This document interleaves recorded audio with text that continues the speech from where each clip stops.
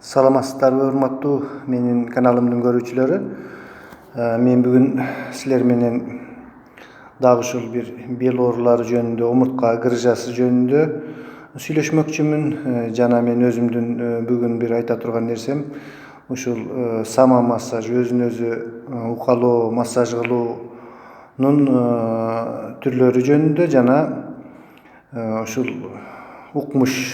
укмуш шарик деп койдум, чудо мячик. Мен силерге ошол чудо мячик жөнүндө айтып берейин. Эмесе мага абдан көп суроолор болуп жатат. Көбүнө убагында жооп бере албай, жумуштарга байланыштуу. Мен бүгүн мына ушул жумуш ордумдан туруп эле Питердеги Усачевские бани деген 200 жылдан ашык тарыхы бар мончодо иштеймин. Бул жерге убагында Григорий Распутиндин өзү келип түшүп жүргөн дейт. Эми азыркы кезде албетте реставрацияланган, жакшы мезгилге жооп бере турган современный мончо. Ошол жерде иш ордумда туруп мен силерге жооп берейин. Ушул грыжа деп диагноз коюп, томографиядан билгенден кийин эле адамдар аябай ойлонушуп, эми эмне кылыш керек, операция кылыш керек деп баягы шок абалында калып ар түрдүү ойлорго келишет да. Андай болбош керек. Эч кандай бир трагедия эмес. Бул грыжанын өзүнөн оору пайда болбойт. Анда нервдин түгөнгөн нервдин окончаниялары жок ал жерде. Оорунун бардыгы ушул булчуң эттерден пайда болот да. Бизде ошол туура эмес түшүнүк, баягы сөөктөн пайда болот, анан тигини операция кылып грыжаны алдырып койсок эле айыгып калат дегендей түшүнүк бар. Негизинен ал бүт баары тескерисинче. Ошону алдырып койгон учурда деле кайра эле ооруй берет. Эмнеге дегенде ал булчуңдан пайда болот. Ошол булчуңдар чыңалышып, триггердик точкалар пайда болуп, ошонун негизинде өз мезгилинде дабаланбай, сакайттырбай жүрө берсе, анан ошол баягы сөөккө күч келип, омурткага күч келип, омуртка кыйшыюуга туура келет да. Ар бир муну ушинтип бел ооруганды өзү медицинада остеохондроз деп коет. Ошол остеохондрозду бир шарттуу түрдө 4 этапка бөлүп карашат. Биринчи этап ошол булчуң чыңалганда анын жанындагы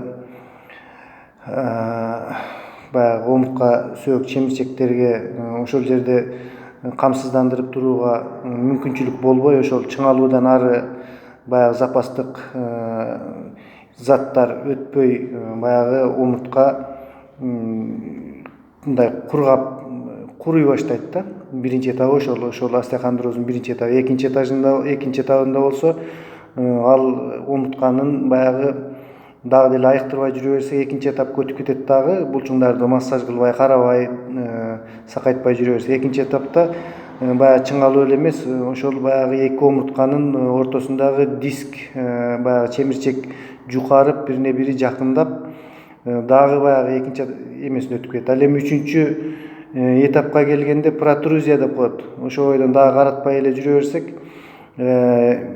анда баягы эки омуртканын ортосундагы чемирчектер абдан жакындап, мындай болуп чыгышып, абалы өзгөрүлүп, баягы жарылып кетейин деп ичинен эме чыгайын деп былтыйышып, баягы грыжа чыгайын деп калат да. 4-нчү этапта болсо ошо грыжа чыгып, кыйынчылыкка келип, ушундай жаман абалга туура келет да. Ошону грыжа деп, 4-нчү этап остеохондрозду грыжа деп чыгып кетет уже.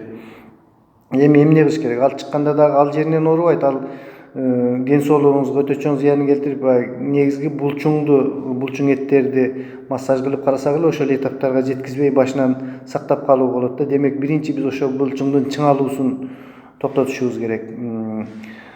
Эгерде биз медициналык, азыркы современный медицинада жанагындай блокада, ушуга окшогон нерселер менен убактылуу токтотушат. Бирок убактылуу токтоткону менен ошол блокада кылып же физиолечение кылып, сиз убактылуу токтоткону менен ал биринчи этабынан экинчи этапка кайра дагы кургатып, кийинки этапка өтө берет да. Ошон үчүн эч кандай эмелерди колдонбой, жалаң ушул массаж, каттуу жесткий массаж, миофасциалдык массаж менен, жолдору менен айыктырышыбыз керек да. Эми туура гимнастика кылыш керек, тамак жөөнүн, тамакты кабыл алуунун, диетаны дагы сакташыбыз керек. Мисалы үчүн көп куурулган, көп майлуу нерселерди жебестен, витамини көп, ошол эле баягы булчуңдар аркылуу питание ошол жактарга жетип туруш керек да. Мен бул баягы электр токторун өткөргүчтөр сыяктуу бүт нерселер, нефттин баардыгы ошол булчуңдар аркылуу кетет. Эгерде ошол жамбаш жагыңыздагы булчуңдан эле токтоп триггердик точка пайда болуп, андан ары өткөрбөй калса ошол буттарыңа бере баштайт. Жогору жак тараптан булчуңдар катса колдоруңа, башыңа, даже тишиңе чейин ооруткан ушундай көрүнгөн эмелери бар да. Эми бун үчүн гимнастиканын туура азыр YouTube'да Яндекске кирсеңер деле ушул бел оорулары боюнча кандай көнүгүүлөр десең сонун көнүгүүлөр бар да.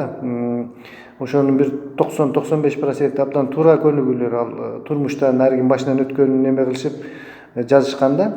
Анан кийин биз эмне себептен ушундай оору каяктан пайда болуп атат дейт. Биз мындай отургандагы адаттарыбызды туура отургузушубуз керек. Мына мисалы үчүн мен өзүм дагы силерге сүйлөп отурам, мен мындай оң келсин деп мынтип отурганы менен азыр мен туура. А туура отурганда түз, мына түз. Ушинтип ушул биз элементарный отургандан, туура баскандан көкүрөктү көтөрүп туура жүрүшүбүз керек. Себеби омуртка сөөгү мынтип кыйшайып баягы поясничный лордоз деп коет. Мисалы үчүн могу курсак бел тараптын омурткасы алдыга кетип, жамбаш тарап артка чыгып, ушундай кыйшак өзүн кыйшык алып жүрүп, өзүн бош коюп эме кылганда баягы белге абдан күч келет да.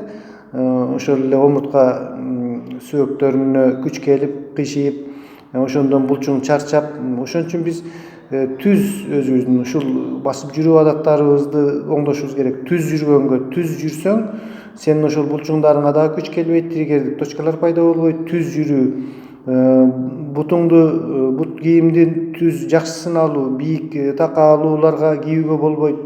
Даже мындай кичине эле бир мындай кыйшык эме болгондон ошол организмдин бүт бул чоң система баягы баары бир омурткалар кыйшайып, ошондон кетет. Туура эмес отуруудан баягы 1-класстан баштап ошон үчүн туура отургузганга, үйдө туура тамак жегенде дагы, автобуста отурганда дагы каякта болбосун туура көкүрөктү түз алып отуруш керек. Ошондо баягы күч келбейт да.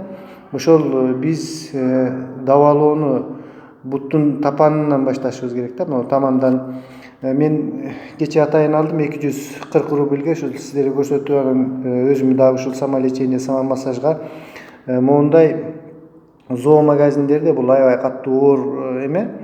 Зоомагазиндерде бул баягы чоңдугу канча десем, чоңдугу эми камерага эме кылгыла баягы шабдаалы, персик шабдаалынын чоңдугундай бар.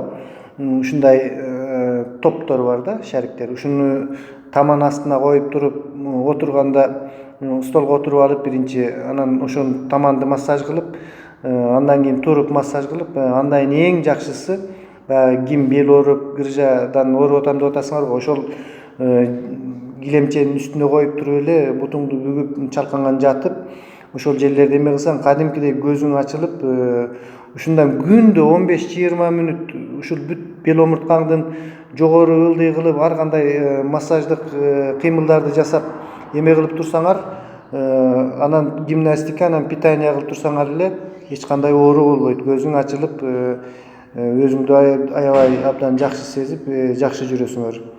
Менин бүгүнкү айта турганым ушул, менин урматтуу жазылган досторум.